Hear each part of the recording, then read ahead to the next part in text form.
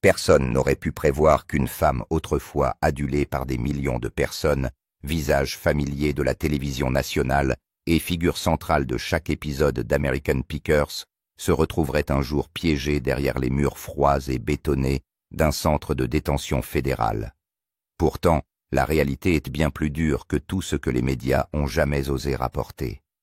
Danielle Colby n'est pas seulement détenue sur la base d'allégations de malversation financière et d'abus de pouvoir en coulisses, elle est également soumise à la violence à l'isolement et à un traitement dégradant de la part de ceux qui l'ont regardée à la télévision, mais qui secrètement en veulent à l'image qu'elle incarne. Comment une femme forte et franche, longtemps considérée comme un symbole de résilience féminine au sein d'une équipe exclusivement masculine, est-elle devenue la cible d'humiliation et de cruauté derrière les barreaux? Comment la femme autrefois célébrée comme le battement de cœur silencieux d'American Pickers en est-elle venue à être étiquetée comme une menace interne réduite au silence par la violence et les tourments psychologiques? Et la question la plus pressante demeure la proéminence publique dans le monde du divertissement. Sert-elle de bouclier ou la visibilité de Danielle? Est-elle devenue la raison même pour laquelle elle subit maintenant des représailles incessantes, punie non pas pour sa célébrité, mais pour en avoir trop su et être restée silencieuse trop longtemps? Pendant plus d'une décennie, Danielle Colby a été l'une des rares icônes féminines dans une série de télé-réalités dominées par les hommes. Avec son style rebelle, son corps tatoué et son attitude candide, elle représentait l'indépendance. Elle était différente et n'avait pas peur de faire entendre sa voix dans ce qui était souvent considéré comme un club de garçons. Elle n'était pas seulement la gardienne des archives ou l'épine dorsale financière d'Antique Archéologie, l'entreprise dirigée par Mike Wolff. Elle était le moteur qui assurait le bon fonctionnement de l'Empire. Mais les lumières du studio n'éclairent jamais toutes les ombres. Et dans le cas de Danielle, ces ombres contenaient plus que ce que l'on imaginait. Des années après sa disparition soudaine et inexpliquée de l'émission, les premières fissures ont commencé à apparaître. Non pas de la part des grands médias, trop loyaux pour protéger une marque lucrative, mais de la part des personnes qui avaient travaillé le plus près d'elle, une ancienne assistante de production, un comptable licencié, et même un ancien camarade de classe qui s'était rendu une fois au bureau de l'Iowa. Leurs histoires convergeaient sur le même point: quelque chose n'allait pas du tout. Quelque chose s'est passé hors caméra. Les premières rumeurs faisaient état d'argent liquide, non comptabilisé, d'antiquités de grande valeur déplacées sans documentation, et de Danielle, responsable de la comptabilité, entraînée dans des opérations financières qu'elle n'avait jamais autorisées. Un ancien employé de la logistique s'est souvenu que Danielle faisait tout selon les règles, mais qu'elle recevait parfois des ordres provenant d'endroits que personne n'était autorisé à remettre en question. À partir de 2017, lorsque American Pickers était à son apogée des dépenses à grande échelle, ont commencé à apparaître dans le système sans surveillance normale. Et ceux qui posaient de bonnes questions étaient discrètement retirés de l'équipe. Au milieu de l'année 2022, une série de documents financiers irréguliers ont fait l'objet d'une fuite anonyme et ont été envoyés directement à l'IRS et au FBI. Le nom de Danielle Colby est apparu à plusieurs reprises comme signataire par procuration de transactions d'une valeur de plusieurs centaines de milliers de dollars, liées à une série de sociétés de soutien enregistrées sous des noms de tiers. Bien qu'aucune preuve directe n'ait démontré qu'elle avait bénéficié d'un profit personnel, son nom sur d'innombrables contrats et virements électroniques l'a placée sous les feux de la rampe de la surveillance fédérale. En février 2024, le FBI a officiellement étendu son enquête au blanchiment d'argent, à l'évasion fiscale et à l'utilisation abusive d'une marque de télévision à des fins financières personnelles. L'archéologie antique a été placée sur une liste de surveillance fédérale. Et Danielle Colby, bien qu'elle n'apparaisse plus dans l'émission, a été classée comme personne associée de haut niveau. Le 18 décembre 2024, à 5 heures du matin, des agents fédéraux ont fait une descente dans le modeste appartement de Danielle à Nashville. Pas de caméra, pas de presse, pas de couverture médiatique. Daniel a été arrêté pour non-coopération dans le cadre d'une enquête fédérale portant sur des malversations financières et des contrats liés aux médias. Cette femme autrefois rayonnante à la télévision nationale était maintenant menottée, emmenée sous le couvert de l'obscurité, laissant derrière elle une tasse de café intacte sur la table de la cuisine et un carnet de notes financières froissé. En l'espace de 24 heures, la nouvelle s'est répandue. Les médias se déchaînent. Les gros titres ont explosé sur toutes les plateformes. Danielle Colby, arrêtée dans le cadre du scandale financier d'American Pickers, était la directrice financière de l'émission télévisée Sacrifiée en raison de l'audimat. Mais l'histoire ne s'est pas arrêtée là. Dans des rapports confidentiels qui ont fait surface plus tard, des initiés du centre de détention ont confirmé que Danielle avait été placée à l'isolement pendant les 72 premières heures, sans accès à un avocat ou à sa famille. Et le plus inquiétant, c'est qu'elle a été agressée physiquement par 2 autres détenus, quelques heures seulement après son arrivée. Les 2 prisonnières auraient été d'anciennes fans de l'émission, mais selon un gardien, elles détestaient les stars de la télé-réalité qui s'enrichissaient et se croyaient au-dessus des lois. Pour la première fois de sa vie, la célébrité de Danielle est devenue la raison pour laquelle elle a été battue. Non pas parce qu'elle a commis un crime, mais parce qu'elle est passée à la télévision et qu'elle en sait trop. 2 chocs en prison qui commencent par le silence et se terminent par des menaces. Danielle Colby a été transférée à l'établissement correctionnel fédéral d'Otisville, un établissement de sécurité moyenne pour femmes situé à New York.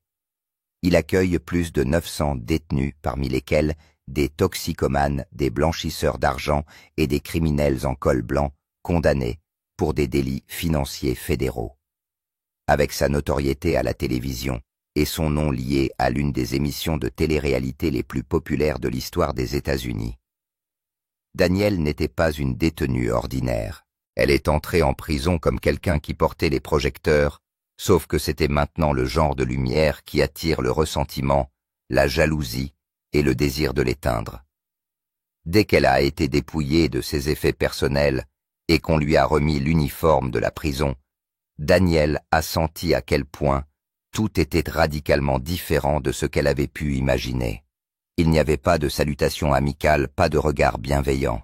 Chaque regard était un jugement silencieux, fondé sur des préjugés à l'encontre de sa célébrité. Des détenus de longue date au personnel pénitentiaire, tout le monde la regardait comme une intruse. Elle passait à la télévision, et maintenant elle n'est plus que la détenue 76 031. L'un de ses premiers chocs n'est pas venu de ses poings, mais de ceux qui étaient chargés de la protéger. Une gardienne chargée de l'orientation des nouvelles détenues leur a carrément dit devant toute l'unité: « Je me fiche de savoir qui vous étiez là-bas, tout en vous est faux. N'apportez pas votre attitude télévisuelle ici. » Cette simple phrase a plongé Danielle dans l'isolement social avant même qu'elle n'ait prononcé un mot. Pendant les 3 premiers jours, Danielle n'a pratiquement parlé à personne. Elle a gardé la tête baissée, a suivi à la lettre toutes les règles de l'heure des repas, à l'étiquette de la file d'attente. Elle évitait même le contact visuel et ne quittait sa cellule que lorsqu'on le lui demandait, mais dans un endroit où la survie dépend de l'appartenance. Le silence est perçu comme de l'arrogance et la conformité aveugle comme une performance. Personne ne s'est adressé à elle par son nom, mais les actions ont commencé. Son uniforme de prison a été retrouvé avec une fente dans le dos alors qu'elle prenait sa douche. Sa serviette était systématiquement jetée hors du séchoir. À une occasion, un paquet de nouilles instantanées non ouverts lui a été jeté dessus pendant le déjeuner sans avertissement. Sans le vouloir, elle est devenue le divertissement de l'unité, non pas parce qu'elle avait fait quelque chose de mal, mais parce qu'elle avait tout. Selon les rapports du Prison Reform Watch, les détenus anciennement célèbres sont 3 fois plus susceptibles de subir des formes indirectes d'agression au cours de leurs 6 premières semaines, en particulier un ciblage psychologique. Danielle n'a pas fait exception. À la fin de la première semaine, elle a trouvé une lame de rasoir cassée cachée dans la semelle de ses nouvelles chaussures de sport. Personne n'a revendiqué la responsabilité, il n'y avait pas de caméra, mais le message était sans équivoque. Danielle a commencé à ressentir une peur rampante dans chacun de ses gestes. Elle souffrait d'insomnie persistante et ne pouvait dormir que sous la lumière diurne, filtrant à travers la porte de la cellule. La nuit est devenue dangereuse, remplie de chuchotements, de rires moqueurs et de tapotements répétitifs sur les murs qui la tenaient en haleine. Une nuit, quelques minutes après avoir réussi à fermer les yeux, elle a été réveillée en sursaut par une voix chuchotant juste à côté de son oreille, depuis la cellule adjacente. « Il n'y a plus d'équipe de télévision, plus de caméras pour vous filmer en train de trembler. » Puis vint le deuxième choc, un cauchemar qui prenait vie. Au cours de sa deuxième semaine, lors d'une séance de douche matinale, Danielle a été violemment bousculée, alors que le gardien qui la surveillait s'était temporairement éloigné. Elle n'a pas vu qu'il l'a fait. Tout le monde s'éloignait comme si de rien n'était. Elle s'est cognée le dos contre un mur carrelé, le souffle coupé. Un morceau de porcelaine déchiqueté provenant d'un tuyau cassé lui a entaillé l'épaule pas assez profondément pour nécessiter une hospitalisation, mais suffisamment pour laisser une cicatrice. Plus que la blessure, ce sont les séquelles que personne n'a aidées qui sont inquiétantes. Aucune plainte n'a été déposée. Lorsque Danielle a interrogé l'infirmière de la prison à ce sujet, celle-ci s'est contentée d'écrire « chute auto-infligée ». C'est à ce moment-là que Danielle a réalisé qu'elle se trouvait dans un endroit où la vérité n'avait aucune valeur et où les personnes agressées devaient apprendre à se taire si elles voulaient survivre. Son état mental a commencé à changer. Danielle, autrefois sûre d'elle, pleine d'esprit, et ne craignant pas d'affronter n'importe quel client, est désormais assise en silence dans un coin du réfectoire. Elle touchait à peine à sa nourriture, et ses yeux étaient fixés sur une seule chose, la sortie de secours enchaînés. Ce n'était pas une issue de secours, c'était le symbole de toutes les émotions qui étaient désormais enfermées en elle. Un rappel que la femme qui avait autrefois une voix était maintenant réduite au silence par le nom même de star de la télévision. Personne n'a prononcé son nom à voix haute, mais tout le monde l'a observé. Elle entendait les chuchotements derrière elle lorsqu'elle marchait dans les couloirs. Elle a vu le mélange de curiosité et de mépris dans chaque regard sur la file d'attente. Même les gardes ne cachent plus leur indifférence. Pour eux, elle n'était pas une victime. Elle était quelqu'un qui avait été célèbre, ce qui, dans cet endroit, était un délit impardonnable. Troisièmement, le premier assaut, les marchés de sang et le prix de la survie. Environ 3 semaines après l'entrée officielle de Danielle Colby dans l'établissement pénitentiaire fédéral d'Otisville, les vagues signes d'isolement ont commencé à se cristalliser en une réalité effrayante. Par un après-midi étouffant de la mi-juillet, la prison a organisé sa routine de cours extérieure, 45 minutes de récréation vaguement supervisée, où les détenus pouvaient faire de l'exercice ou simplement respirer un peu d'air extérieur. Pour beaucoup, il s'agissait d'une précieuse fenêtre de soulagement. Mais pour Danielle, c'est devenu un moment de réflexion. Elle a choisi un coin tranquille de la cour à l'ombre d'un mur de béton en ruine. Personne ne l'a accompagnée, personne ne lui a parlé. Mais ce silence n'était pas la paix. C'était le calme avant une tempête cachée. Un groupe de 3 détenus du bloc D, tristement célèbre sous le nom de Sisterhood of Vipers, commence à s'approcher lentement, délibérément. À leur tête, Tamika, une grande femme à la joue gauche, marquée d'une longue cicatrice, condamnée à 22 ans de prison pour avoir organisé un trafic d'êtres humains. « Hey there, TV star !» Tamika, dit uniformément. Tamika, non pas avec rage, mais avec un écho qui se propage dans la cour. « Tu crois que toute cette gloire va te sauver ici ?» Danielle se détourna sans rien dire. Mais quelques secondes plus tard, une main lourde la poussa durement sur l'herbe sèche et craquelée. Un coup de pied à la hanche l'a laissé hébété. Tamika s'est accroupie et a chuchoté. « Il n'y a pas de caméra ici. Personne ne viendra te sauver. » La douleur brouille la vue de Danielle, mais c'est la peur qui paralyse son cœur. Elle n'a pas crié. Personne n'a crié car tout le monde connaissait la règle tacite de la prison. Ceux qui crient à l'aide ne font que se faire prier la fois suivante. L'assaut a duré moins d'1 minute. Un garde l'a remarqué, mais a détourné le regard. Tout le monde a détourné le regard. Lorsque Tamika et son groupe sont partis, Daniel s'est recroquevillé sur le sol. Il n'y avait pas de sang. Mais il y avait une humiliation si profonde qu'elle semblait gravée dans l'os. Une infirmière a été appelée après la fin de l'heure d'ouverture de la cour et lui a donné quelques comprimés d'ibuprofène et de la gaz. Aucun rapport n'a été établi. Aucune question n'a été posée. Aucune reconnaissance du fait qu'une ancienne figure de la télévision venait de voir sa dignité écrasée en plein jour. 3 jours plus tard, Daniel ne sort plus dans la cour. Elle demande à rester dans sa cellule, invoquant un mal de ventre. Mais au fond d'elle-même, elle savait qu'elle n'était plus elle-même. La femme qui avait tenu bon dans les négociations qui avaient défié Mike Wolff en direct à la télévision ne pouvait plus regarder personne dans les yeux. C'est alors qu'une nouvelle personne est apparue, Rosita, une femme latino, purgeant une peine de 18 ans connue pour être l'agent de liaison entre les cliques de pouvoir interne à la prison. Contrairement à Tamika, Rosita n'a pas utilisé ses poings. Elle a utilisé des mots et des propositions. Dans le réfectoire, alors que Daniel mange seul, Rosita s'installe en face d'elle. « Je sais ce qui s'est passé dans la cour, dit-elle. Ici on est soit chasseur, soit chassé. Si tu veux survivre, tu as besoin d'une famille. » Ces mots simples mais froids firent lever les yeux à Daniel. « Quelle famille ?» demanda Daniel. « Ma famille ?» répondit Rosita en montrant un bracelet tissé à son poignet, symbole officieux de l'un des groupes de pouvoir clandestins de la prison. Nous ne battons pas les femmes sans raison, mais nous ne protégeons personne gratuitement non plus. Leur conversation a duré à peine 3 minutes, mais elle a laissé une trace indélébile dans l'esprit de Daniel. Ce n'était pas une offre, c'était un ultimatum. Daniel comprenait que si elle refusait, elle continuerait à être un appât utilisé par des gens comme Tamika pour envoyer des messages. Mais si elle acceptait, elle entrerait dans un monde souterrain étroitement contrôlé, où elle ferait passer des messages de contrebande des analgésiques et où elle couvrirait même des gardes corrompus. Cette nuit-là, Daniel a cédé. Le lendemain, elle a été escortée dans la cour.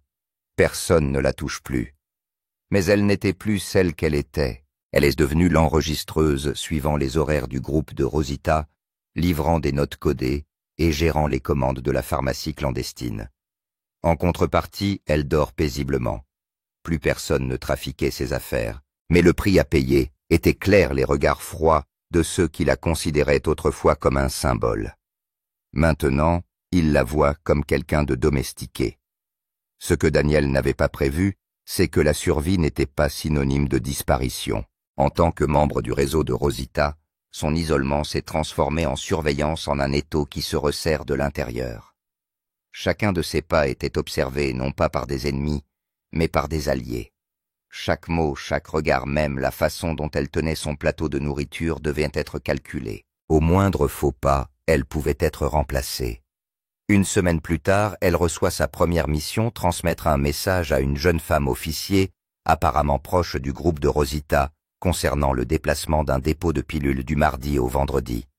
Cela semblait facile, mais un seul faux numéro, et tout l'arrangement pouvait s'effondrer.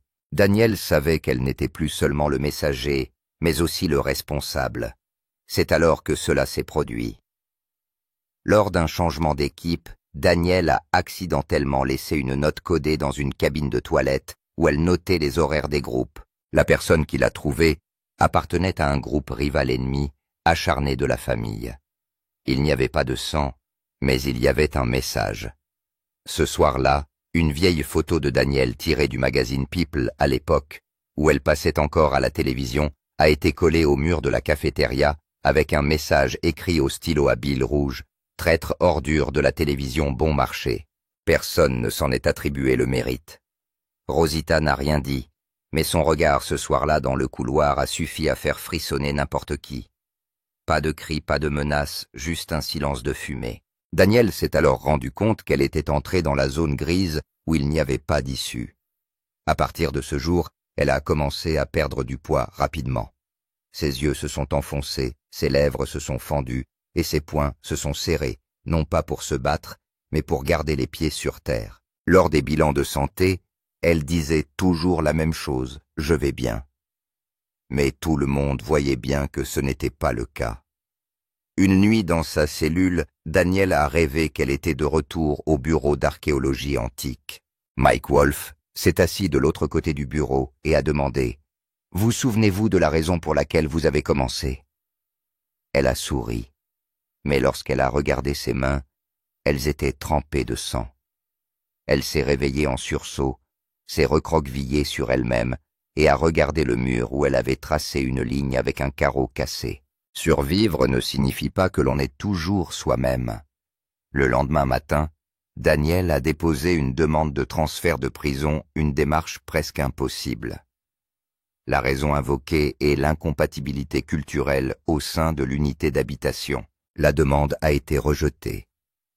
Le deuxième passage à tabac, l'effondrement total et le spectre de la trahison.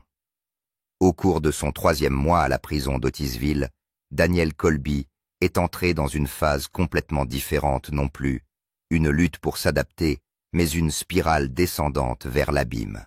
Après avoir accepté de choisir un camp et de devenir coursier pour le groupe de Rosita Danielle, pensait avoir temporairement échappé à la violence. Mais dans un monde régi par des règles souterraines, la neutralité n'existe pas. Et aucune alliance ne dure éternellement. Lorsque la confiance vacille, celui qui se trouve au milieu est toujours le premier à tomber. Tout a commencé par la disparition d'une réserve d'analgésiques.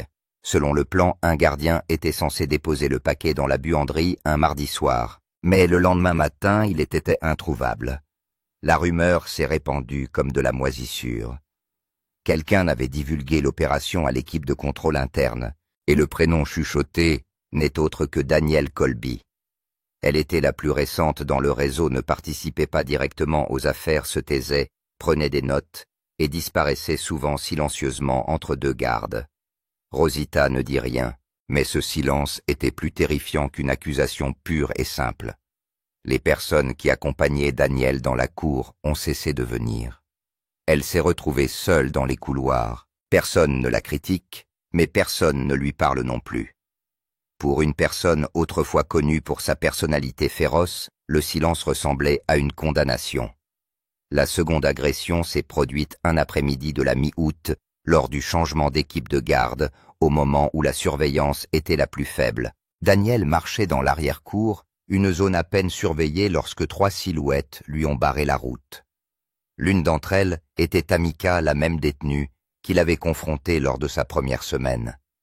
Les 2 autres appartenaient à une faction rivale sans lien avec le groupe de Rosita, mais chacun avait ses propres raisons de se déchaîner contre elle.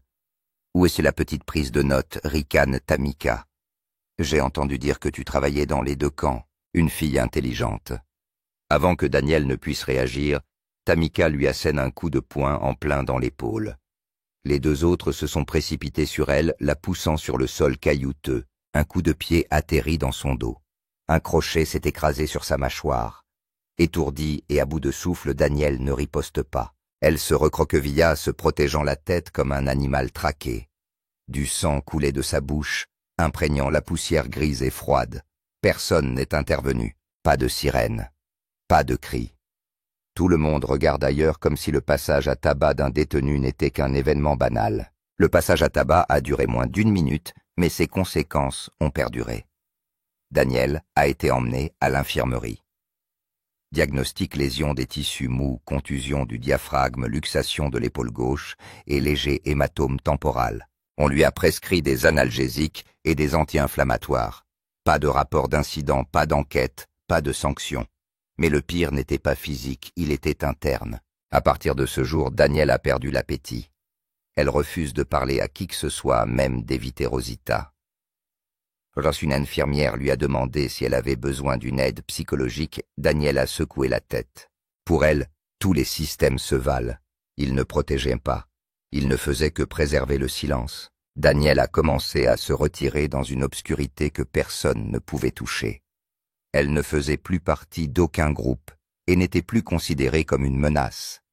Mais cette invisibilité était encore plus terrifiante que le fait d'être observée. Dans un endroit où tout repose sur le pouvoir appartenir à nulle part est le chemin le plus rapide vers l'effacement.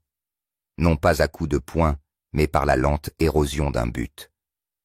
une nuit sous la lumière déclinante des lampes de la prison. Danielle s'est assise en boule sur son lit de camp en acier, tenant un petit bout de papier qu'elle avait caché dans sa chemise et qui contenait une liste de noms auxquels elle avait autrefois fait confiance. Le nom de Mike Wolfe vient en premier, puis celui de Rosita, et enfin, le sien écrit en tout petit. Elle a cru un jour que la gloire pouvait la protéger, que la logique pouvait négocier avec la violence. Mais rien ne pouvait la sauver de ce qui s'était brisé en elle. Les rêves deviennent de plus en plus précis chaque nuit. Elle se voyait entrer dans une boutique pornographique déserte, les antiquités brisées comme écrasées par une masse. Dans ses rêves, elle essayait de les rassembler, de les reconstituer, mais elle tombait toujours en morceaux dans ses mains. Quand elle s'est regardée dans le miroir, le reflet n'était pas elle. C'était Tamika souriante, couverte de sang. Elle se réveillait tremblante, trempée de sueur. Elle ne dormait plus profondément. Les bruits de pas dans le couloir la font tressaillir. Lorsqu'elle a vu une infirmière tenir ce qui ressemblait à une matraque en caoutchouc, elle a fondu en larmes. Elle a demandé à être isolée médicalement, mais cela lui a été refusé pour des raisons cliniques insuffisantes. Un psychologue de la prison lui a été assigné. Après une séance de 15 minutes, ils ont écrit « Patiente non coopérative, pas de signe d'idée suicidaire ». Elle ne voulait pas mourir, mais elle ne se sentait plus en vie. Un jour, alors qu'elle nettoyait un couloir dans le cadre de son travail, Danielle a vu Rosita parler à un garde. Ils l'ont regardée. Rosita sourit d'un sourire politique et froid. Pas de chaleur, pas de famille. Danielle se rend compte qu'elle n'a jamais vraiment appartenu à quelqu'un. Elle n'avait été qu'un outil, et les vieux outils sont remplacés. Après ce jour, Danielle a présenté une demande écrite pour quitter le groupe de Rosita. Écrite à la main, traitée par les canaux internes. Pas de réponse. Mais elle savait qu'il l'avait reçue. Sa cellule a été fouillée 3 fois la semaine suivante. Une fois, ses affaires ont été déchirées. Une autre fois, elle a manqué un repas à cause d'une erreur d'horaire. Personne n'a rien dit, mais le message était clair. Tu n'es plus protégée. Danielle est entrée dans un état de silence total. Elle a cessé de prendre des notes, de lire, d'écrire dans son journal. Elle est restée assise pendant des heures, à fixer le mur en face de sa couchette. L'endroit où se trouvait autrefois l'horaire de service n'était plus qu'une tache de peinture écaillée. Elle a murmuré « Si je disparaissais, est-ce que quelqu'un s'en apercevrait ?» Ensuite, lors d'un examen de santé de routine, Danielle a indiqué une date de naissance erronée. Lorsqu'on lui a posé la question, elle a répondu d'un air absent. « Je ne suis plus sûre. Le médecin soupçonne des lésions neuronales dues à un traumatisme crânien non résolu. Un examen plus approfondi a été programmé. Mais en son fort intérieur, Danielle savait déjà que la pire des blessures n'était pas physique. C'était l'effacement de l'identité. C'est à ce moment-là qu'elle a compris la vérité la plus crue sur la vie en prison. Tout le monde ne meurt pas sous les coups. Certains meurent lentement en silence sans même s'en rendre compte. Le 3e dimanche de ce mois, un événement inattendu s'est produit.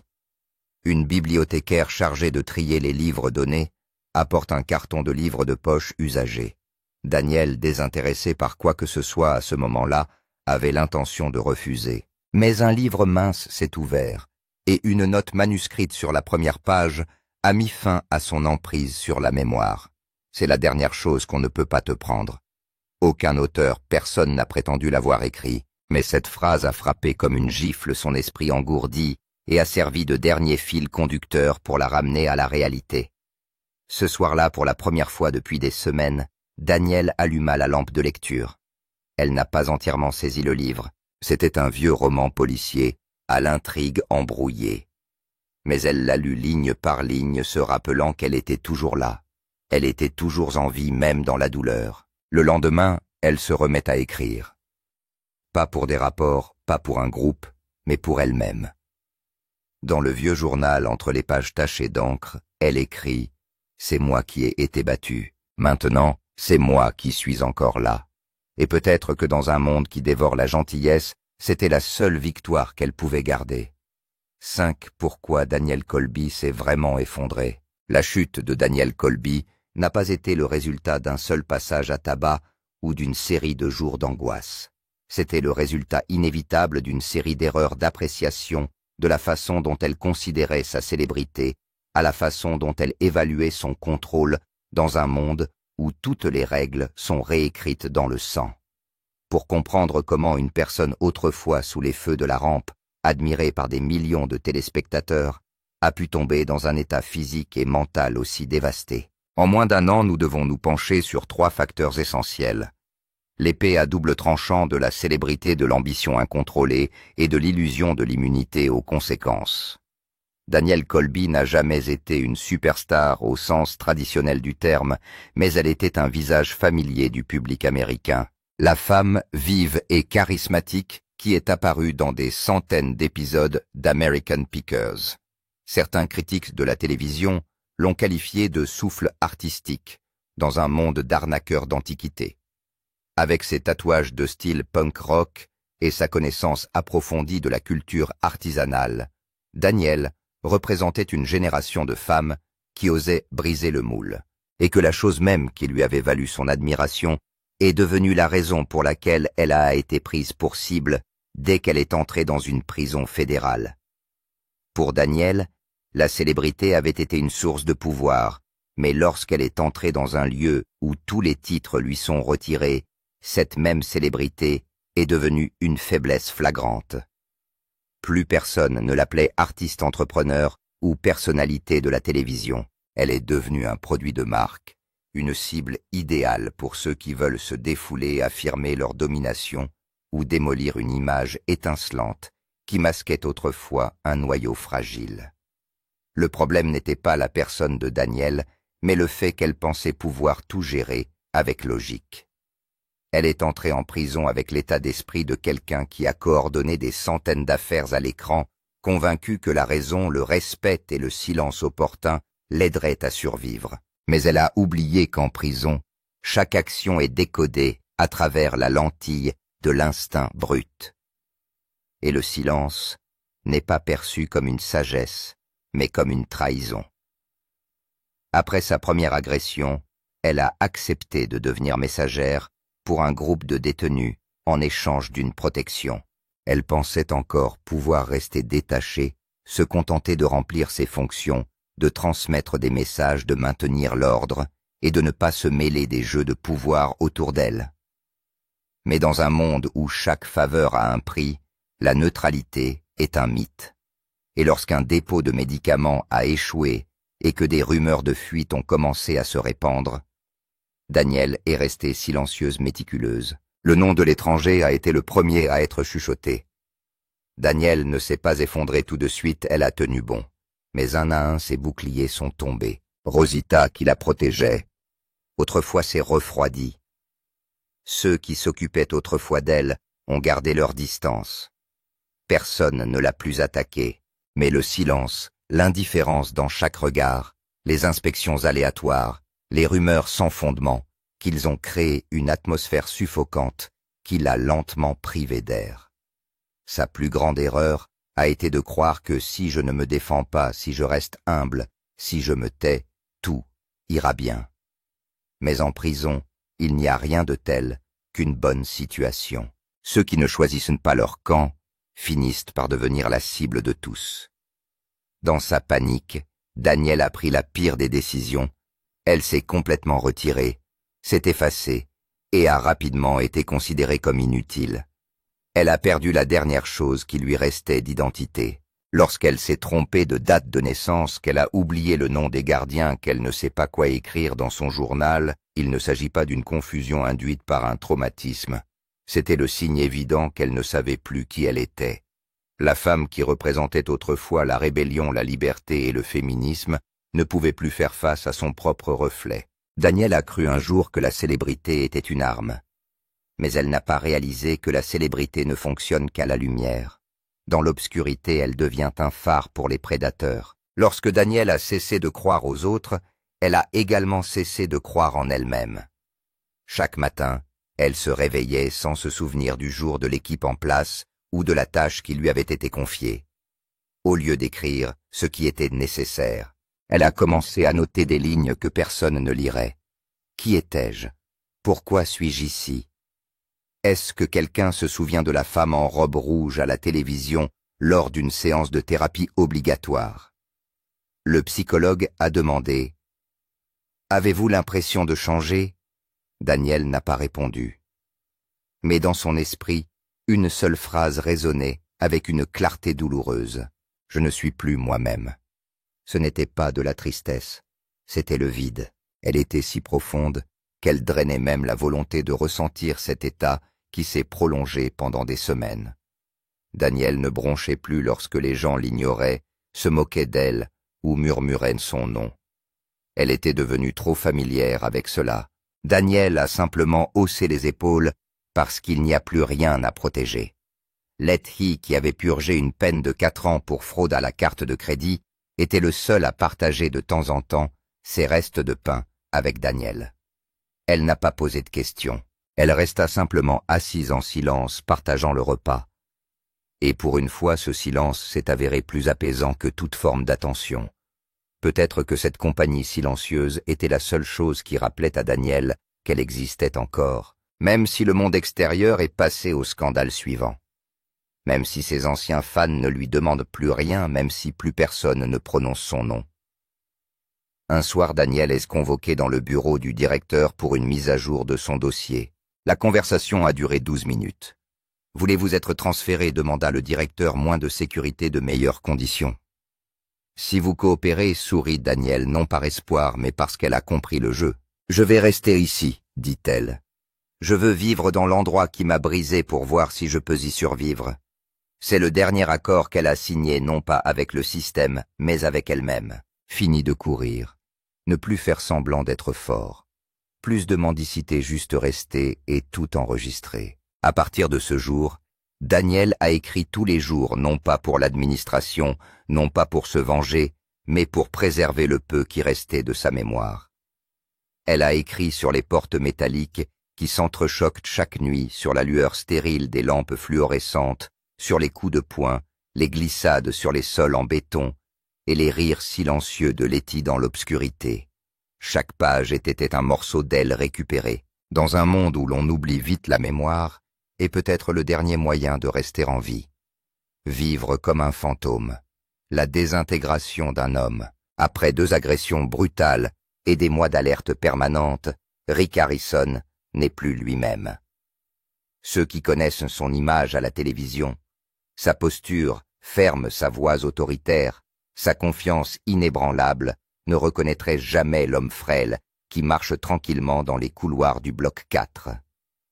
Émacié, le regard creux, les épaules affaissées, Rick ne se soucie plus de ce qui l'entoure.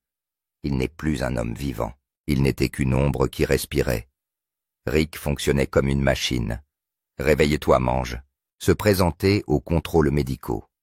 Retourner dans sa cellule. Il ne parlait pas, n'écrivait pas, ne lisait pas, ne réagissait à rien. Les gardiens lui ont donné un surnom. Fantôme.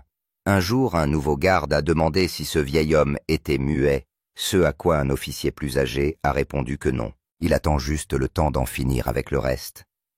Plus personne n'agresse Rick, mais ce n'est pas nécessaire.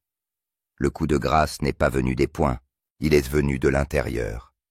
Tout effort pour préserver sa dignité, son identité ou l'image de Rick Harrison autrefois respecté avait disparu. La prison ne se contente pas d'enfermer le corps, elle écrase la volonté. Et dans le cas de Rick, il s'était complètement rendu. Le terme « détenu psychologique » décrit dans une étude du Yale Law School Prison Project, décrit précisément cet état, une personne qui ne se reconnaît plus, qui a abandonné sans but ni point d'ancrage pour appréhender la réalité. Rick incarnait toutes les caractéristiques de cet état. Il n'existait pas par espoir, mais parce qu'il n'avait pas d'autre choix. Un jour, un jeune gardien a vu Rick assis en silence près de la fenêtre et lui a demandé avec désinvolture à quoi il pensait. Rick n'a pas répondu. De longues minutes se sont écoulées avant qu'il ne se retourne et dise « J'avais l'habitude de penser que la prison était le lieu où les gens payaient pour ce qu'ils faisaient, mais maintenant je ne sais même pas pourquoi je paye. » Personne n'a répondu, parce que personne ne pouvait le faire. Dans ce coin sombre, Rick Harrison n'était plus une star de la télévision. Il n'était plus un homme d'affaires, ni une victime, ni même un prisonnier. Il n'était qu'une coquille humaine, un homme qui avait perdu toute volonté de vivre, dérivant dans le corps de quelqu'un qui avait été puissant. Et c'est peut-être là la forme la plus cruelle de torture, lorsqu'une personne est privée de la capacité de reconnaître sa propre humanité. Lorsque le nom de Rick Harrison est mentionné ces dernières années, les gens ne pensent plus à l'entrepreneur avisé ou à la personnalité charismatique de la télévision, au sourire narquois derrière le comptoir pornographique. Son image évoque plutôt quelqu'un d'écrasé, non seulement par le système judiciaire, mais par quelque chose d'encore plus impitoyable et invisible, l'effondrement de l'intérieur. Depuis les premiers jours où il était considéré comme l'incarnation du rêve américain, Rick a connu d'innombrables phases, la gloire, le scandale, le crime, l'arrestation, les abus, et finalement l'oubli.